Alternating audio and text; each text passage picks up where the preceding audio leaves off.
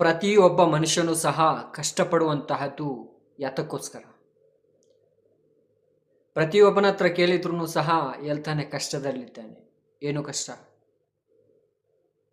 ಪ್ರತಿಯೊಬ್ಬರ ಹತ್ರ ಕೇಳಿದ್ರೂ ಸಹ ಹೇಳ್ತಾನೆ ಟೆನ್ಷನ್ ಅಲ್ಲಿದ್ದೇನೆ. ಏನು ಟೆನ್ಷನ್?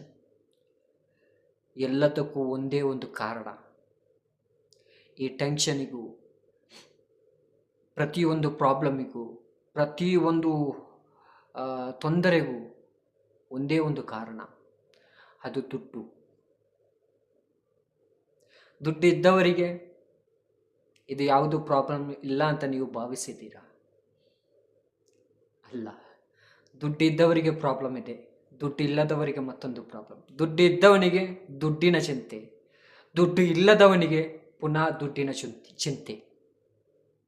ಪ್ರತಿಯೊಂದಕ್ಕೂ ಸಹ ಕಾರಣಕರ್ತ ಅದೇ, ದುಡ್ಡು, ಮನಿ.